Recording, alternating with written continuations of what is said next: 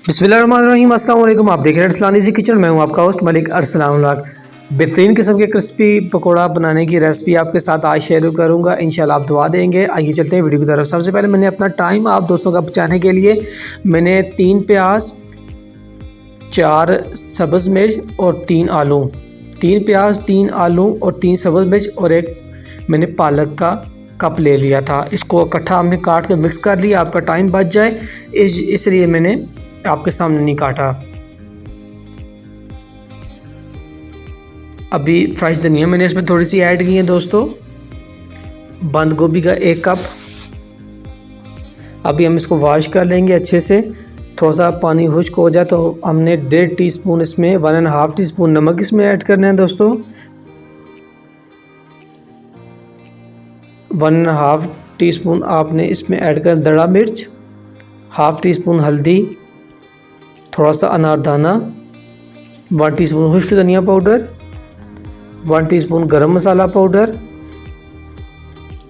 1 teaspoon ज़ीरा।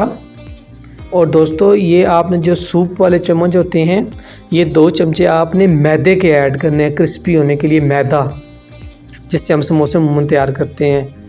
अभी हम इसमें बेसन ऐड करेंगे दोस्तों।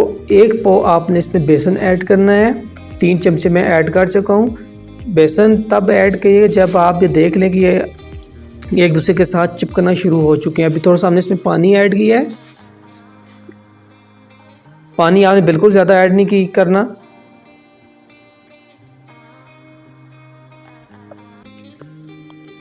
दोस्तों टोटल मैंने 8 ऐड कर चुका हूँ। अभी थोड़ा सा और इसमें मैंने पानी ऐड किया। चमचे की मदद या साफ़ हाथों की मदद से भी आप ऐड कर सकते हैं।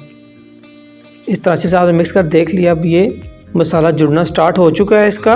1 पाव बेसन ऐड करने के बाद मैंने ऑयल हमारा अच्छे से गर्म हो चुका है। अभी हाथ की मदद से या चमचे की मदद से छोटे छोटे पकोड़े आपने करके डालने हैं, ताकि बहुत अगर ज़्यादा मोटे पकोड़े हों तो वो दोस्तों अंदर से कच्चे रह जाते हैं और बेसन की स्मेल आ जाती है और वो फिर क्रिस्पी नहीं रहते।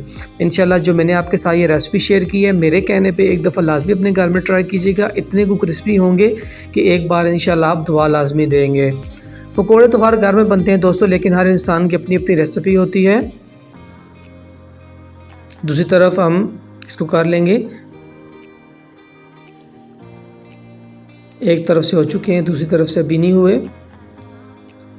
अल्हम्दुलिल्लाह दोस्तों तकरीबन 10 मिनट गुजरने के बाद आप देख सकते हैं ये अभी से ही क्रिस्पी नज़र आना आपको स्टार्ट हो चुकी है। देखें बेसन बहुत ही हमने कम डाला है इसमें। अभी आप चटनी की मदद से या किसी भी मदद से आप इसको इस्तेमाल करें, मेहमानों के सामने पेश करें, चाय के साथ मेहमानों को पेश करें स्नैक टाइम में। उम्मीद करता हूँ आपको आज की वीडियो पसंद आई होगी। आज के लिए अपने मेज़बान को दीजिएगा इजाज़त। अल्लाह हाफ़िज़।